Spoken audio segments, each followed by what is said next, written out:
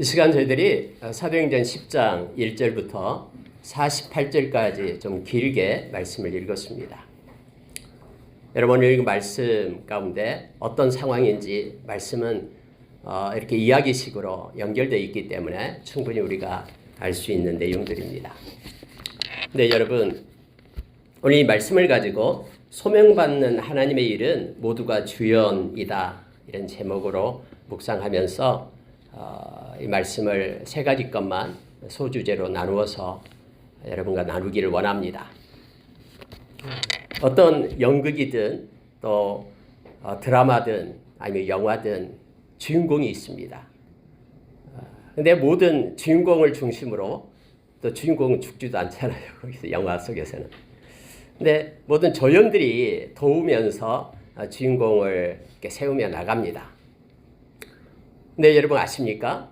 하나님의 사역에는 조연이 없습니다. 하나님의 일에는 모두가 다 하나님이 소명을 주고 부름받은 자는 다 주연이 됩니다. 주연이라는 것도 잘못 사용하면은 술자리가 주연이라는 뜻도 있잖아요. 이 주연 할 때 이 주연은 그 주연 배우를 말하고 있습니다. 다시 말하면은 하나님께서는 각자에게 인생의 주인공으로 세우고 주연으로 세웠다라는 사실을 우리가 깨닫게 되면은 놀라운 은혜가 우리 가운데 임하게 됩니다. 어디를 가든 어떤 상황이든 나는 하나님의 일을 하고 있는 자로 내가 세움을 받고 그리고 당당하고 또 어떤 고난 가운데서도 하나님이 맡겨주신 일을 넉넉히 행할 수 있는 그 지혜와 능력을 공급해 주심에 감사하며 우리는 나갈 수가 있습니다. 여러분 말씀을 잠깐 보면은요. 고린도전서 12장 12절에서 31절 말씀에는 바울사도가 고린도 교회에 그렇게 말하고 있습니다. 저와 여러분은 예수 안에 있기 때문에 예수 안에 있는 사람들은 예수님이 머리고 한 몸이다 라고 말하면서 그런데 이 몸은 똑같은 것만 있는 게 아니라 여러 가지 지체가 있다고 말씀해 주고 있죠.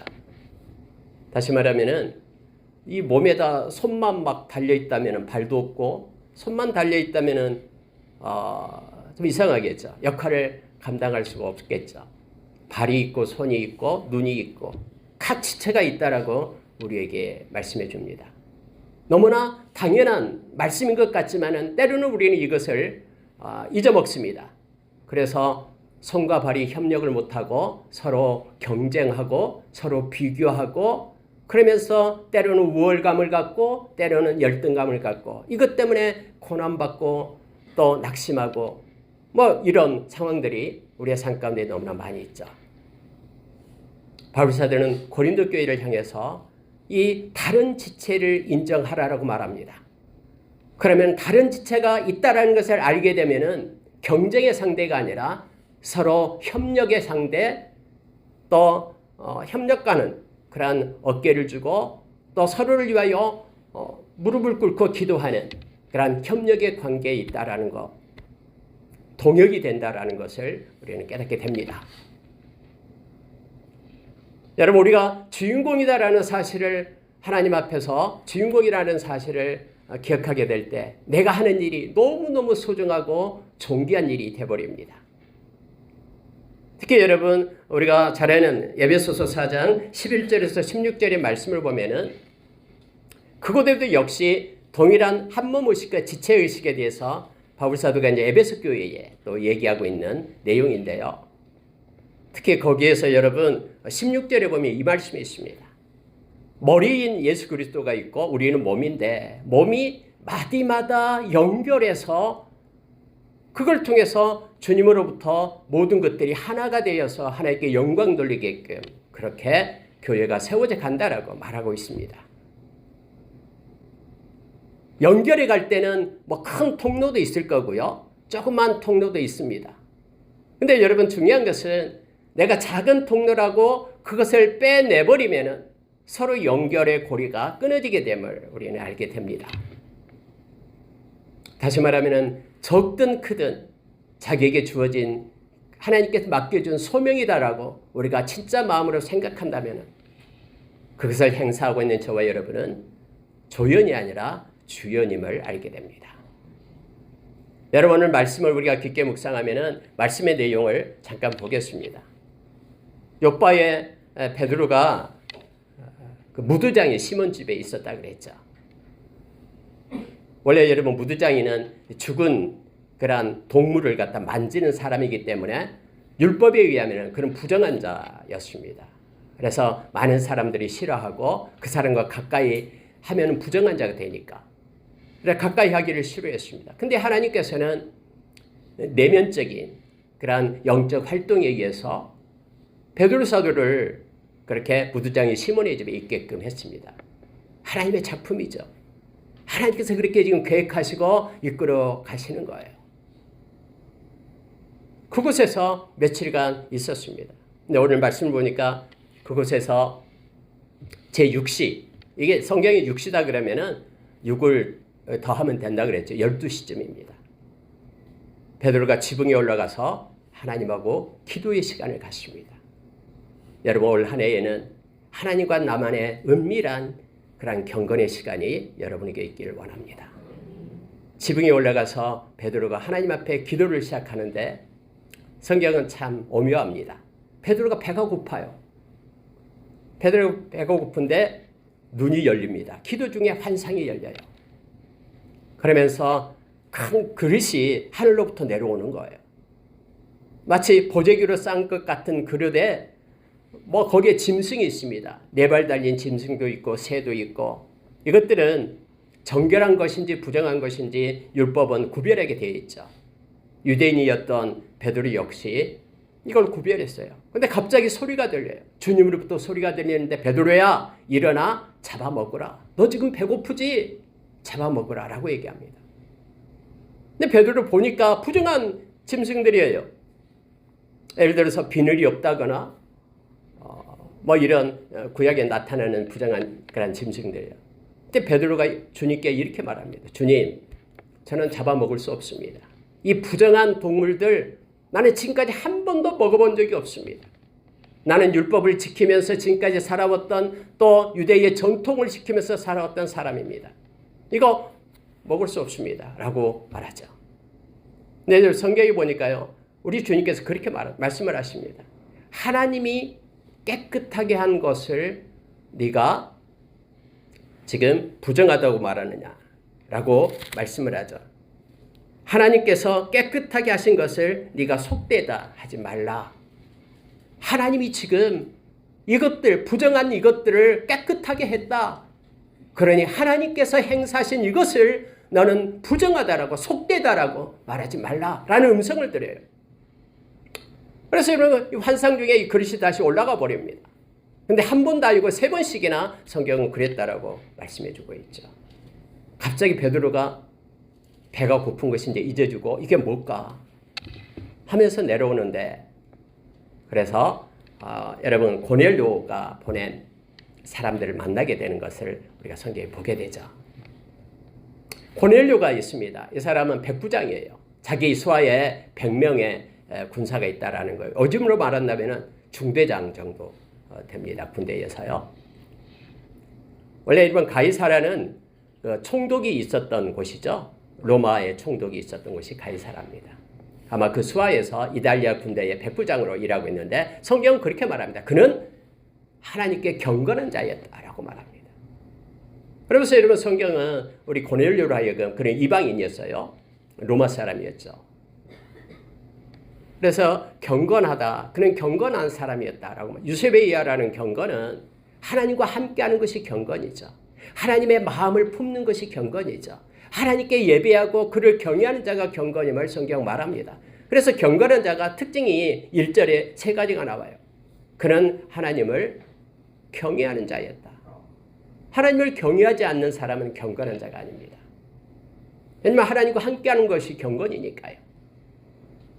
또 하나님과 함께하기 때문에 하나님께 기도하는 자가 경건이죠. 그리고 그는 항상 기도하는 자였어요.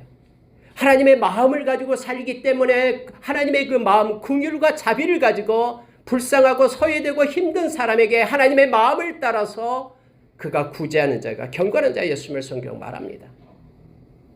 그런 고넬료가 역시 기도예요. 고넬료는 9시에 기도했다라고 말하죠. 오후 3시에 기도한 것입니다. 기도하는데 역시 환상이 열렸어요. 그도 역시. 그런데 이때는 천사가 와서 그렇게 말하는 거예요. 하나님께서 너희의 기도와 너희의 구조를 받으셨다라고 말합니다. 우리가 하는 기도는 땅에 떨어지지 않습니다. 어떤 기도든 우리가 계시록에 보면은 하나님의 보좌에 올라가고 하나님의 보좌에 올라간 그 기도는 향연이 되어 하나님께 영광을 돌림을 성경은 말해주고 있습니다. 여러분 구제는 하나님이 기뻐하는 것이다라고 말하죠. 그래서 구약에서 반드시 손을 펴라라고 얘기합니다. 그러면 하나님께 꾸이는 것이 된다라고 말하고 여러분 하나님이 지금 빌려준 거예요. 그러니까 하나님이 우리한테 빌린 것이죠. 꾸이는 것이다라고 말합니다. 근데 하나님이 이걸 구제를 안 보고 있으면은 하나님이 갚아줘야 되는데 모르잖아요. 그래서 여러분 하나님 앞에 하는 구제는요. 하나님이 언제나 보고 계세요. 왜요? 하나님이 갚아야 되기 때문에. 말씀은 절대로 소멸되는 법이 없습니다. 만약에 하나님이 하신 말씀이 소멸된다 그러면은 하나님은 진실하신 분이 아니에요. 하나님은 공의로우신 분이 아닙니다. 그래서 우리가 하는 구제는요. 하나님이 반드시 보고 하나님 보좌에 올라갑니다. 그 이유가 하나님이 갚아야 하기 때문에요. 그거 안 보면은 기록도 없는데 어떻게 갚아요 하나님이요. 그래서 오늘 여러분 기도와 구제를 받았다라고 천사가 말하는 거예요. 그러면서 고넬료야 너는 지금 당장 저 요바에 내려가면 이틀 걸려요. 하루 만에 가는 길이 아니고 이틀 걸려서 가는 길입니다. 걸어서 가면요. 거기에 무두장이 시몬이라는 사람이 있는데 그 집에 지금 베드로 시몬 베드로가 시몬 집에 시몬이 있어요. 베드로 시몬이 거기서 유숙하고 있다. 빨리 가서 베드로를 초청해라 라고 명령을 내리는 거예요. 그래서 여러분 오늘 이 말씀을 읽어보니까 고넬료가 그거 깨자마자 환상을 보자마자 당장 하인 2명을 부르죠. 그리고 자기 100명의 그런 부하가 있으니까 그 중에서 경건한 자, 진실한 자 1명을 붙여서 보냅니다. 이런저런 얘기를 하면서 빨리 내려가라. 그래서 그들이 내려가는 거예요. 하나님은 그때에 베드로의 환상을 열어서 하나님이 가르친 게 뭡니까? 하나님께서 지금 깨끗하게 한 것을 네가 너의 지식과 너의 경험과 너의 습관, 너의 전통을 따라서 그것이 속하다라고 부정하다라고 말하지 말라. 라고 하나님의 말씀을 듣게 되죠. 그래서 생각하고 있는데 문을 두드리는 거예요. 그때 성령님께서 성경을 말해주고 있죠. 베드로야, 저들은 내가 보낸 자들이다. 그러니 너는 그를 따라가라.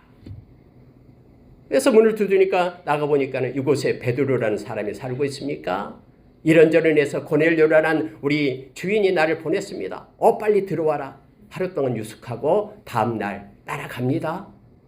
근데 혼자 간 것이 아니라 함께 있었던 요바의 형제들과 같이 갔다라고 얘기합니다. 또 이틀을 걸려서 가는 거예요. 가이사랴에요. 들어가자마자 그 기간에 이 고넬료는 뭐 합니까? 친구들을 부르는 거예요. 친구들아 빨리 와라 우리 집에. 엄청난 세일이 지금 준비되고 있다. 하나님께서 나에게 나타나셔서 베드로를 초청하라고 했는데 그가 지금 오게 될 것이다. 하나님이 말씀하셨기 때문에. 친구를 부르고 친척을 부릅니다. 그래서 다 모여 있는 거예요. 베드로가 등장합니다. 오늘 여러분 보니까 이 백부장이 베드로 앞에 엎드리는데 바닥에 납작 엎드려서 인사를 하는 거예요. 마치 로마 황제 앞에 절을 하듯이 그렇게 합니다. 베드로는 깜짝 놀라서 그를 일으키면서 나도 사람이다. 마치 하나님께 신에게 그렇게 인사하듯 전하듯 하지 마라 하면서 그를 이렇게 세웁니다. 그러면서 이 말을 해요. 왜 나를 불렀냐? 라고 말하는 거예요. 몰라요. 하나님이 불러내서 불렀습니다. 우리가 하나님 앞에 있습니다. 코람데요. 당신이 말하는 것, 하나님이 당신에게 지금 말하게 하는 것을 듣기 위하여 우리가 이곳에 있습니다.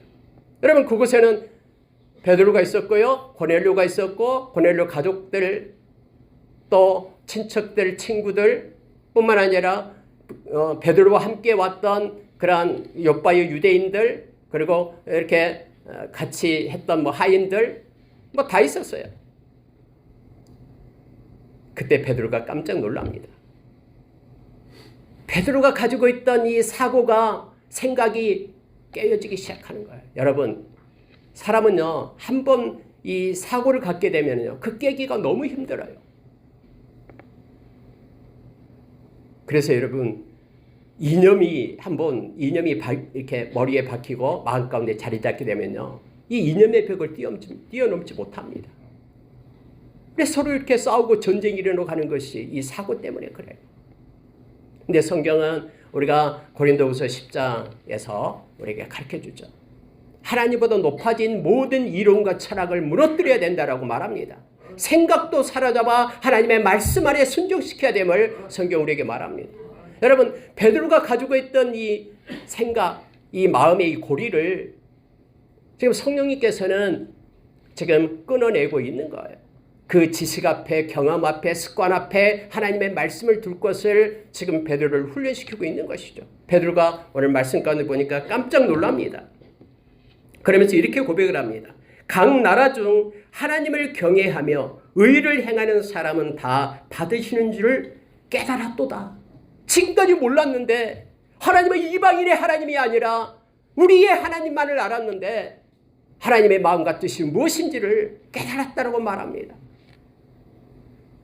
유대인으로서 이방인과 교제하며 가까이 하는 것이 율법인 줄을 너희도 알거니와 하나님께서 내게 지시하사 아무도 속되다 하거나 깨끗하지 않다 하지 말라 하시기로 부름을 사용하지 않고 내가 왔다 라고 베드로가 처음에 고백했던 것을 우리는 잘 압니다.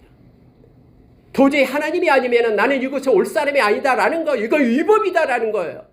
유대인의 전통과 지금까지 지켜왔던 모든 규례와는 율법이기 때문에 나는 여기까지 오지 않았을 텐데 하나님의 환상을 보내서 부정한 것을 내가 지금 깨끗하게 했다.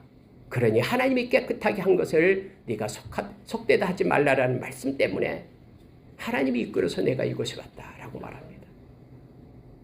그러면서 그 자리에서 베드로가 지금까지 가지고 있던 그러한 고정관념이 깨어지고 선입견이 소멸되고 하나님의 말씀, 성령의 인도하심을 앞에 두는 자로 그가 서게 됨을 알게 합니다.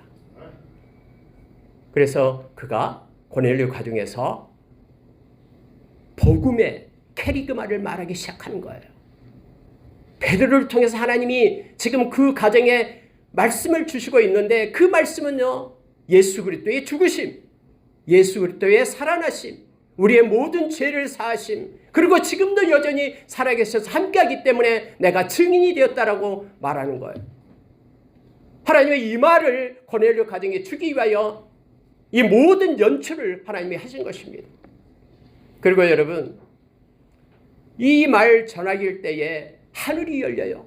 성령이 그곳에 임재하기 시작하면서 성령의 충만함이 일어나니까 거기에 있는 모든 사람들이 성령의 충만함을 받고 방언을 말하면서 성령의 임재 가운데 있게 됨을 알게 됩니다.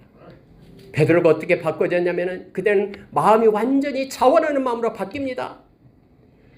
우리에게 주었던 성령이 그들에게도 임했기 때문에, 성령의 세례가 임했기 때문에 우리가 물로 세례 줌을 금할 이유가 없다 하면서 함께 왔던 욥바의 유대인들과 함께 거기에 있는 모든 사람을 세례를 주는 것을 성경은 오늘 말씀을 통해서 가르쳐 주잖아요. 여러분, 세례가 뭡니까? 이제는 한 가족이 되었다라는 뜻이에요. 한 가족이 된 하나님의 가족이 되었다라는 거예요. 이제는 이방인이 아니라 나와 함께할 가족이 되었다라고 말하면서 영원한 하나님의 가족으로 받아들였음을 성경은 세례를 줌으로써 이렇게 나타난 거예요. 네, 여러분, 우리가 잘 아는 이제 11장에 가면은 1절부터 3절에 나오죠. 아니, 베드로가 세상에 이방인의 집에 갔대 라고 예루살렘 교회에 소문이 나기 시작하는 거예요. 그러니까 예루살렘에 있는 교회에 있는 유대인들이 화가 나기 시작합니다. 아니, 어떻게 이방인 그들과 같이 앉아서 먹을 수 있어? 식탁의 대화를 나눌 수 있어? 그들은 지옥의 불쏘시개로 쓰여질 사람인데. 그래서 여러분, 베드로가 오니까요, 베드로를 붙잡고 야단났습니다. 이 예루살렘 교회에서요. 근데 베드로가 다음에 11장에 그렇게 얘기합니다.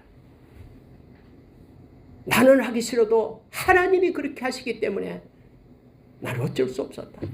아니 하나님이 깨끗하라고 하시는데 내가 그걸 속하다고 부정하다고 말할 수 있느냐 하면서 그들을 설득하며 세웠던 걸 보게 됩니다. 다음에 여러분 바울 사도가 하나님의 말씀을 들고 이방으로 나갑니다. 그때 사도행전 15장에 보면은 예루살렘 교회에서 또 회의가 시작됩니다. 이 이방인들이 로마 사람들이 곳곳에 에베소 사람들이 고린도에서 예수를 믿는다고 오는데 그들을 어떻게 할 건가? 그들도 할례를 받게 하고 율법을 지키게 할 건가? 여러분 그때 베드로가 말합니다. 다시 한번 얘기하는 거예요.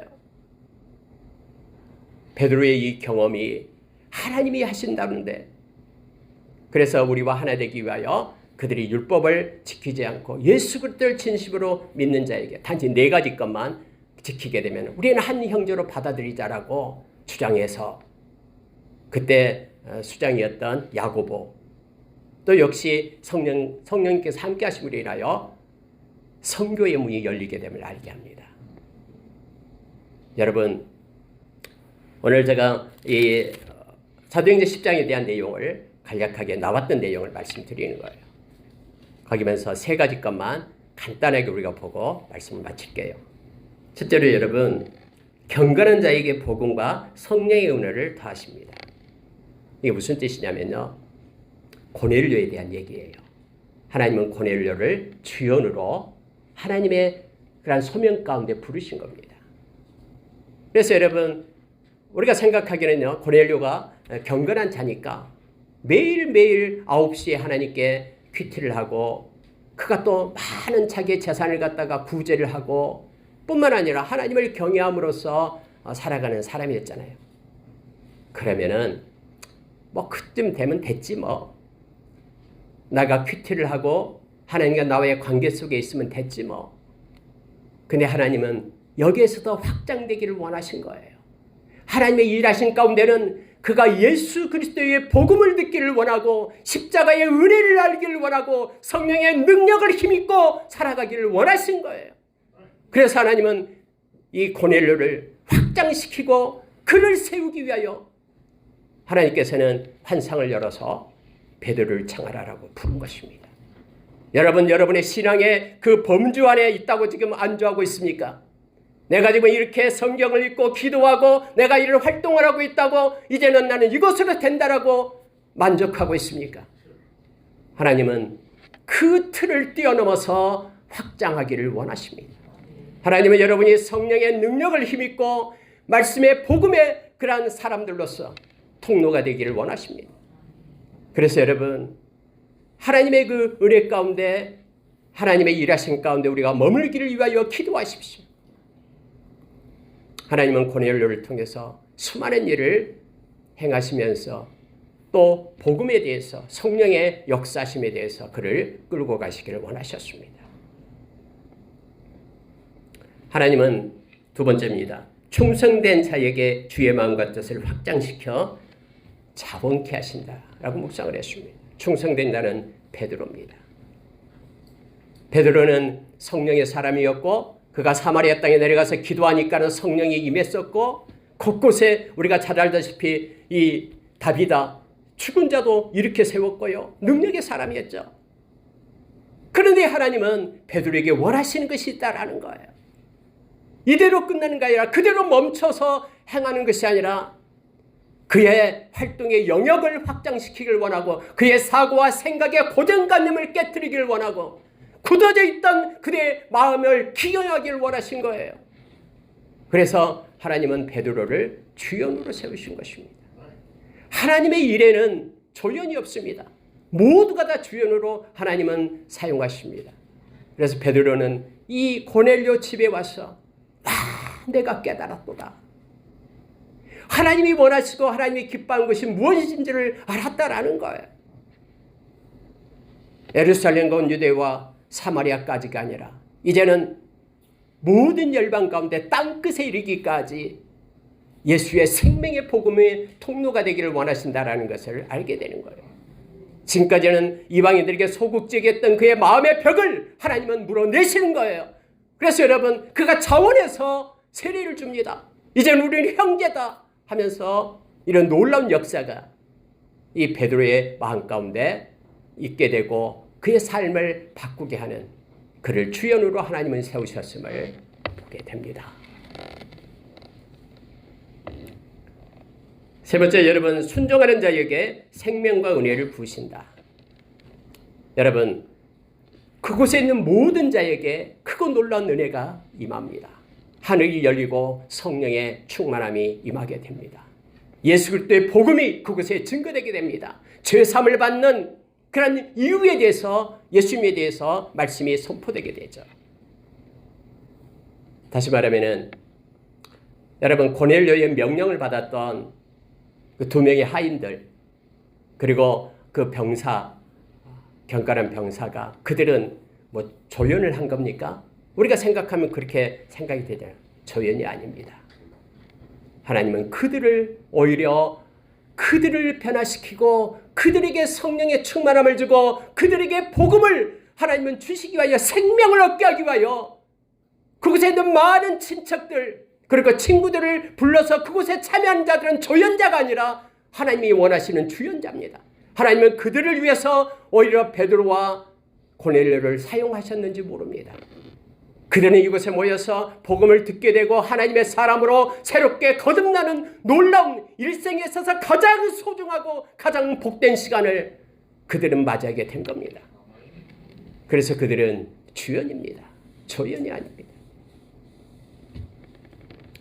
심지어 여러분, 베드로와 함께 봤던 그러한 욥바의 유대인들도 역시 그들은 놀라운 사실을 깨닫게 되고 하나가 되어 함께 세례를 주면서 하나가 되었음을 성경은 가르쳐주고 있습니다.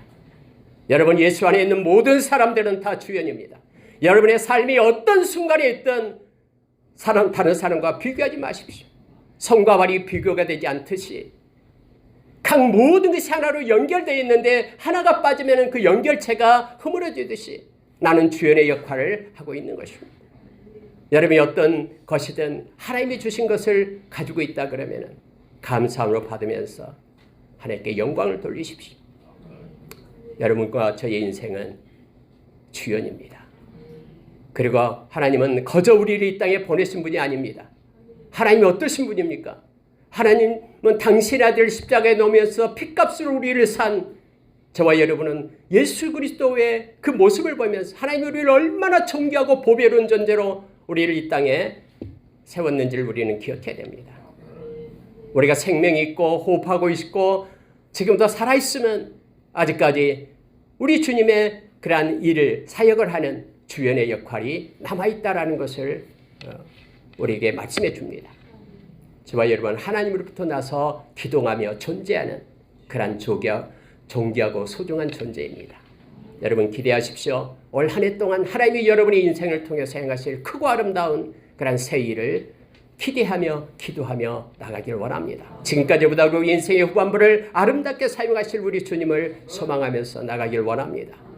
하나님은 여러분을 이 땅에 놓은 이유가 있습니다. 존재 이유가 있습니다. 우리가 엎드려 기도하며 하나님께서 부르신 그러한 소명, 예수 믿는 모든 사람은 하나님이 부르신 자입니다. 다 소명이 있습니다.